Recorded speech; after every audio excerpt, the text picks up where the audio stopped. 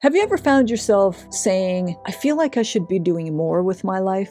And when you think about that, you think, well, gosh, I'm already doing a lot. Maybe you have a job, maybe you have family responsibilities, maybe you have caretaking responsibilities, maybe you're involved in the community. It's not like you're not busy, but you're feeling like I should be doing more. In this video, I'm going to show you a different way to deal with this question or statement when it comes up to help you feel a lot more aligned with where you're going.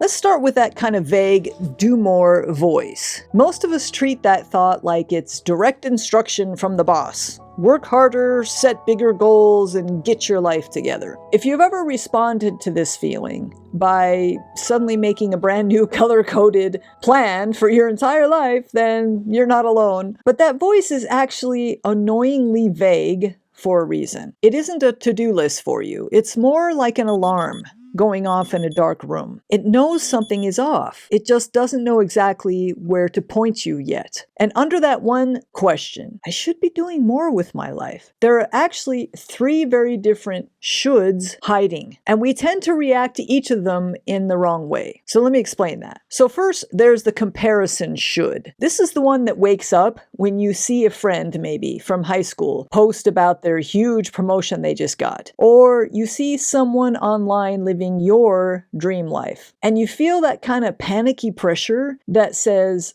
I'm falling behind. The mistake that we make here is invalidating. We look at their success and decide that our current life is just not good. And we start mentally picking apart everything that we've built so far. So our job, our daily routine, even maybe who we are. And telling ourselves that it's not good enough because it doesn't look like theirs. But this tends to backfire because we kill our own momentum this way. We can't build a life that we love if we're constantly tearing up the foundation that we've already built. Then there's the survival should. This one kicks in when we look at grocery prices, or we're lying awake at 3 o'clock in the morning worrying about a certain bill or about retirement or about our child's college fund. This is when the brain screams, I need to make more money right now or everything's going to fall apart. And the mistake here is this panic sprinting. We try to fix the feeling by just pedaling faster. So we say yes to the extra shifts or take on projects that we hate, thinking that if we just exhaust ourselves enough, we'll finally feel safe. But this also tends to backfire because it burns out the engine. When we're always operating in survival mode long term, then we lose the ability to think strategically and we become too tired to actually find a better solution. We're only strong enough to just keep pedaling. And then there's the expansion should. And this is a tricky one. It shows up when you're doing your job perfectly well, and maybe you're even getting praise for it, but inside you're totally bored. It's that quiet, restless feeling that says, I'm capable of something else, and I'm tired of pretending that this is enough. The mistake we make here is numbing ourselves with busyness. We confuse our need for depth with a need for volume. So instead of growing, we just get cluttered. So we might join a committee that we don't really care about, or take on a second job that we didn't really need, or obsess over emails just to stuff that empty space with a bunch of activity. But this tends to backfire because it drowns out that signal we were getting in the first place. The boredom is actually your intuition trying to guide you to your next level, but you can't hear it over the noise of all your busy work. So that all sounds like we should do more, but none of these shoulds are actually solved by just doing more. So a really helpful question to start with is, whose voice is this actually that's asking this question? Is this the comparison voice trying to invalidate my life so far? Is it the survival voice trying to panic me? Or is it the expansion voice trying to grow me? Once you can tell those three voices apart, that vague pressure starts to make a little bit more sense. But there's another hidden layer under it, and it has nothing to do with your to-do list. Let's tackle that next.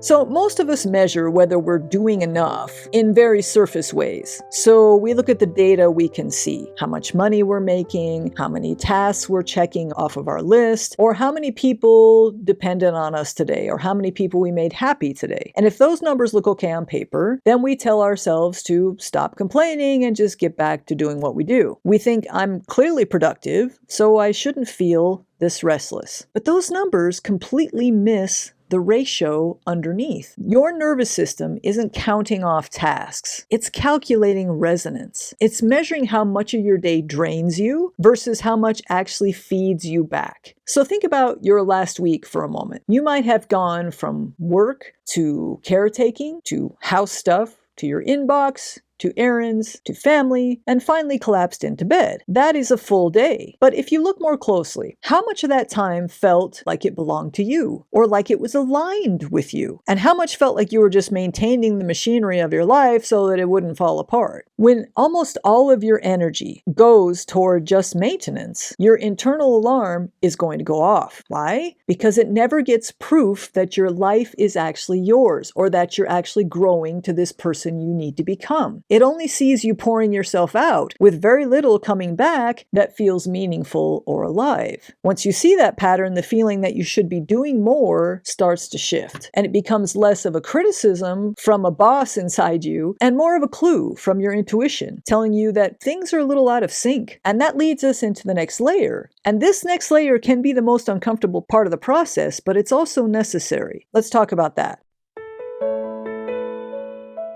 So once you feel that gap between your effort in your life and how fulfilled you are, something else usually comes into focus. And this can be the uncomfortable part. For many people, that I should be doing more feeling actually means that they already know what's missing, but they haven't wanted to admit it. So maybe you know your career path has dead-ended, even though it's stable and everyone says that you're lucky to have it. Or maybe there's a relationship that looks okay from the outside, but feels flat or lonely when you're actually in it. Or maybe there's a way of showing up in the world, a different life that you keep imagining, but then you immediately push it away because it feels unrealistic or too late for you to try that. It's very common to tuck those kind of thoughts onto a high shelf labeled someday, and then, just try to go on with our lives. But your body usually knows the truth before your brain does. And it's going to send you signals. Maybe exhaustion that sleep doesn't fix, or a dread of Monday mornings, or a sudden burst of jealousy when you see someone else living a different way. Because facing those signals is scary, and we often slide into some other way of avoiding it instead. We might binge podcasts or read self-help books or make pros and cons lists and ask 5 different friends for their advice. And that all feels productive in the moment, like we're working on the problem. But really, it's a stalling tactic. And as long as the problem stays in our heads as just this intellectual debate, then we don't have to risk being the one who finally says, this isn't working for me anymore. So the antidote isn't necessarily doing more, whether that might be work or any other activity. The antidote is being honest with ourselves about where this question is coming from. That doesn't mean that you have to quit your job tomorrow if the job is the issue, or that you have to leave a relationship right away. All it means is that we can stop editing our own thoughts. We can allow that intuition to come through a little stronger. A simple way to start is with a private writing prompt. So you might ask yourself, if I stop trying to be reasonable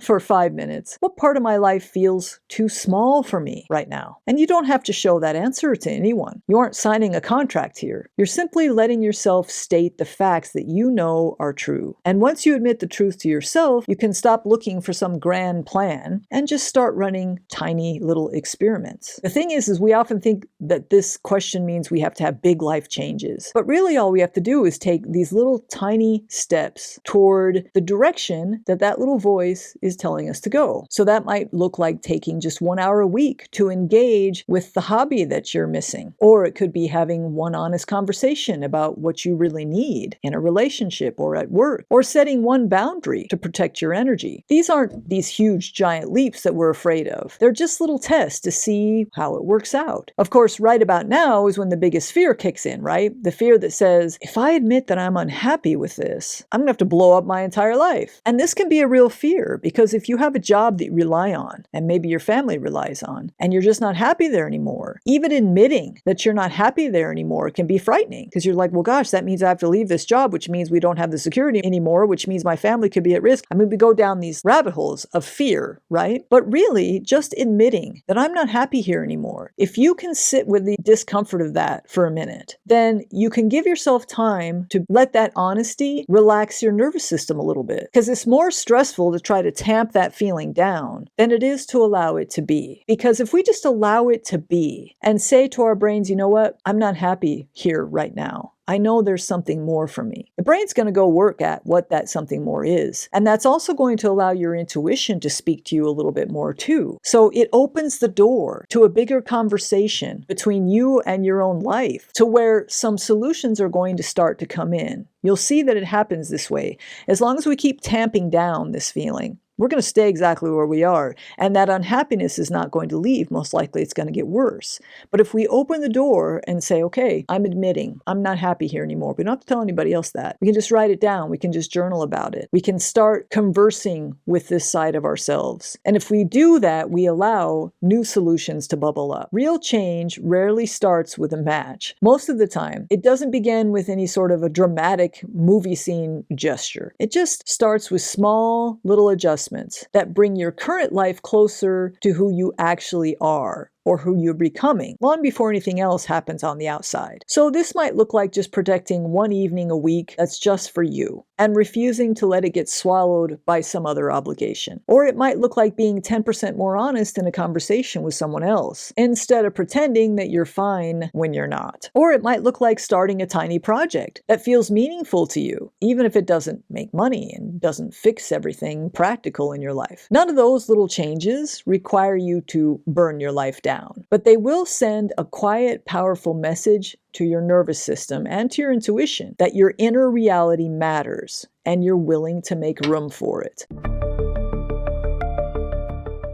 So your investigation of the week, whenever that question comes up, I should be doing more with my life, ask yourself, what is one small action I can take inside the life I already have that would bring it a little closer to who I am now or who I'm becoming? So you might jot down a note in your journal or on your phone or on even a sticky note that you're going to see during the week, and then notice what ideas keep floating to the surface of your mind. The most important thing when you take this step is to be as honest with yourself as you possibly can be. Your intuition already knows where you're not happy in life, or where you feel like you're not living up to your potential, or where you know you could be more. It already knows. So the first step is just allowing it to talk to you honestly and talking back to it honestly, and opening that door so that you can release some of that pressure and to feel a little bit better and start finding solutions to where you want to go next. If you'd like a little bit more help with this, check out my free Signals journal. It's available at the link below. Or if you feel like sticking around, you can check out the next video coming up on the end screen. It'll talk a little bit more about facing these shifts and changes that occur in our lives. Thanks for watching, and I'll see you there.